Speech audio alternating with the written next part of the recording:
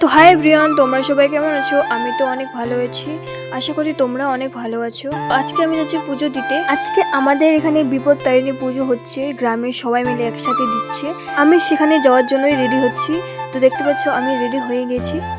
ব্লগটা দেখার জন্য অনুরোধ রইল সবাইকে। পুজোর ওখানে যাবো, সেজন্য চুল তো সেরে যেতে পারবো না, সেজন্য চুলটা একটু ক্লিপ দিয়ে দিচ্ছি। আমার মা কাহিমা আগে চলে গেছে, আর এখন আমি একাই রেডি হয়ে যাব।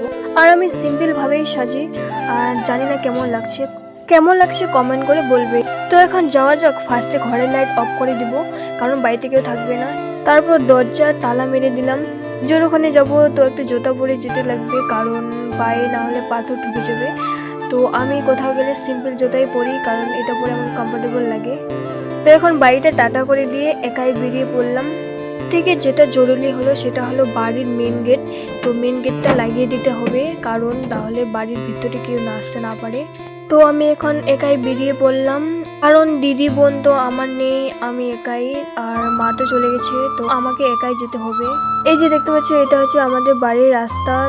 তো আমার বাড়ি গ্রামে, সেজন্য এরকমই ভাঙা রাস্তা। তো আমাদের গ্রামের তো বাড়ি এরকমই হয়, রাস্তাগুলো এরকম ছোট ছোট। তো কোনো ব্যাপার না, এটাই অনেক সুন্দর। আর আমি একাই যাচ্ছি না, আমার সাথে লালুও যাচ্ছে। তো আমার আগে চলে গেল আমাকে রেখে। তো আমি পুজোর এখানে পৌঁছে গেছি। দেখতে পাচ্ছ গ্রামের সবাই এসে, তো কত লোক হয়েছে।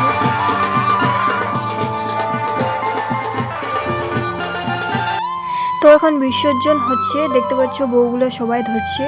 তো এই পুকুরের মধ্যে বিসর্জন দিয়ে দিবে।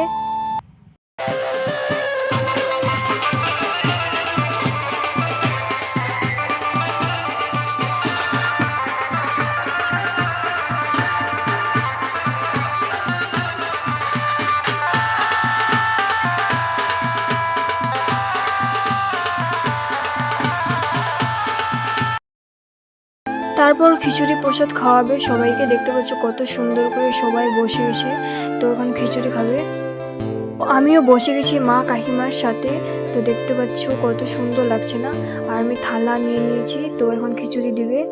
পাতে খিচুড়ি দিয়ে দিয়েছি, আর খিচুড়িটা খাইতে অনেক সুন্দর হয়েছে। পুজো এখন শেষ, তো আমরা এখন বাড়ি যাই। তোমরা ভিডিওটা লাইক সাবস্ক্রাইব করে দিও। টাটা।